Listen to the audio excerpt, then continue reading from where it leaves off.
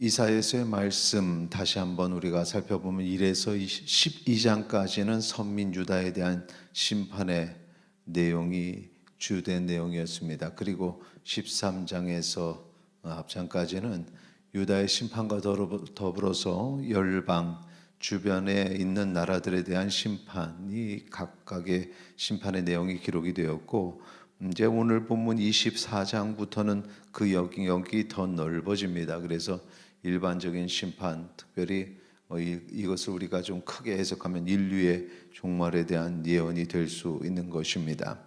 1절을 보면 하나님께서 세상을 얼마만큼 황폐하게 하시는지를 우리가 알 수 있습니다. 1절 보니까 여호와께서 땅을 공허하게 하시며 황무하게 하시며 뒤집어 엎으시고 그 거민을 흩으시리니, 땅을 공허하게 하시고 황무하게 하시고 뒤집어 엎으신다. 이 표현을 보면 땅이 공허한 그런 상태, 창조 이전의 모습을 우리가 볼 수 있습니다. 하나님께서 창조하신 땅을 뒤집는다. 원래대로 돌리시겠다. 하나님께서 약속을 버린 인류를 심판하시는데 창조하셨던 하나님의 그 마음이 얼마만큼 그 기대와 다르게 아파하시는지를 우리가 볼 수 있습니다. 특히 13절에는 그 황폐함을 이렇게 표현합니다. 같이 읽도록 하겠습니다. 13절입니다. 세계 민족 중에 이러한 일이 있으리니 곧 감람나무를 흔듦 같고 포도를 거둔 후에 그 남은 것을 주음 같을 것이니라. 여기 보니까 세계 민족 중에 이런 일이 있을 것이다. 그래서 이것이 열방에 대한 인류의 종말에 대한 내용이다라고 앞부분에 말씀드렸습니다. 곧 감람나무를 흔듦 같다라는 것입니다. 감람나무를 세우고 온 땅에 생명을 주신 하나님, 그런데 그 황폐해짐으로 말미암아 이 감람나무를 흔드는 그런 위기를 보게 되는 것입니다. 그런데 흔든다는 것, 거둔다는 것, 이 단어 안에, 그 내용 안에 남은 것을 주겠다라는 표현이 그 다음에 붙죠. 그 남은 것을 주음 같을 것이다. 그러니까 심판이 선포되는데 그 심판 안에는 그래도 끝까지 남은 이들이 있음을 알려주십니다. 그래서 그 남은 것들을 주시겠다. 땅의 황폐함의 심판 속에서도 남은 자에 대한 희망의 말씀이 그 안에 담겨져 있음을 우리가 볼 수 있습니다. 그 남은 자들은 여호와를 찬양하게 되고요, 숫자는 작지만 그 남은 자들이 소리 높여 영광을 돌릴 것이란 내용이 본문 14절에서 16절까지의 내용입니다. 그런데 그 희망의 반대편에 있는 사람들, 심판을 받을 것인데 그 이유를 우리가 16절에서 엿볼 수 있습니다. 16절 같이 읽겠습니다. 땅 끝에서부터 노래하는 소리가 우리에게 들리기를 의로우신 자에게 영광을 돌리세 하도다. 그러나 나는 이르기를 나는 쇠잔하였고 나는 쇠잔하였으니 내게 화가 있도다. 괴율자가 괴율을 행하도다. 괴율자가 심히 괴율을 행하도다 하였도다. 여기서 말하는 괴율자가 행하는 괴율, 이것이 바로 심판의 이유입니다. 괴율이라는 말, 배신입니다. 그리고 괴율자는 배신자죠.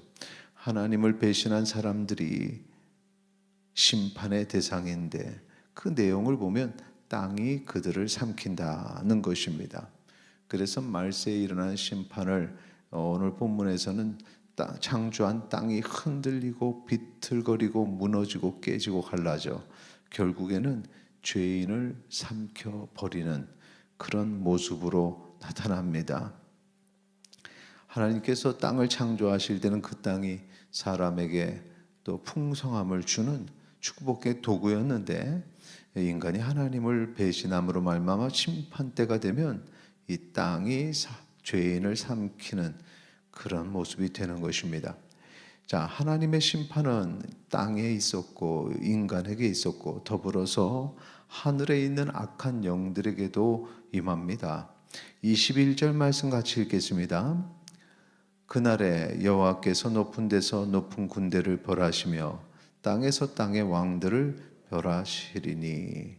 높은 데 있는 군대, 하늘에 있는 악한 영들이죠. 그들은 심판의 대상이니까 선한 영들은 아닙니다. 악한 영들을 심판하신다. 땅의 왕들이란 땅의 권력을 진 자들이죠. 이렇게 심판의 날, 아무리 높은 곳에 있어도 그 심판을 피할 수 없습니다. 그런데 그 권력이 그들을 구원하는 것이 아니라 준비된 자, 남은 자, 하나님의 백성들은 기뻐하는 날이 바로 이 심판의 날입니다. 왜냐하면 그날 구원이 이루어지기 때문에 그렇습니다. 만군의 여호와께서 왕이 되시고 통치하시고 날이기 때문에 그렇습니다. 23절 말씀에 보면은 하나님의 영광의 빛이 얼마나 밝은지를 보여주는 말씀이 나오는데 같이 읽겠습니다. 그때에 달이 무색하고 해가 부끄러워하리니 이는 만군의 여호와께서 시온산과 예루살렘에서 왕이 되시고 그 장로들 앞에서 영광을 나타내실 것임이니라. 아멘. 영광을 나타내시는 그날, 이 마지막 때에 심판을 두려워하는 자들이 있고 우리는 그 구원의 날을, 그 마지막 날을 기다리는 자가 됩니다. 그런데 우리의 이 기다림은 마지막까지 가지 않습니다. 사실 우리는 매일매일의 삶을 하나님의 그 영광의 빛을 바라면서 살고 있습니다. 그리고 하루하루를 그 구속의 은혜에 감사하면서 살고 있습니다. 그러기에 오늘 하루하루가 우리에게는 하나님께서 구원의 손길로 붙잡아 주시는 은혜의 날이라는 사실을 기억하시기 바랍니다. 그리고 이 땅에 이 악한 모습들을 볼 때 결코 실망하거나 그것으로 인해서 상처받지 마시고 남은 자로 끝까지 기뻐하시기를 소망합니다. 우리는 하나님의 영광의 빛 가운데 거하는 사람들입니다. 그날에도 그럴 것이요 오늘도 그럴 것입니다. 우리는 빛의 자녀로 어두움에 거하지 않습니다. 오늘 하루가 주님께서 택하신 거룩한 날이고 그날에 하나님께 영광 올리는 우리의 삶이 되기를 소망합니다. 우리에게는 심판이 두려움이 되지 않습니다. 하나님께서 구원을 내리시는 기쁨의 날이니 오늘 하루 주와 동행하면서 하나님이 주시는 그 구속의 기쁨, 구원의 기쁨, 그 감격 속에 오늘 하루가 우리에게 복된 날이 되기를 이 말씀을 들어 축원합니다.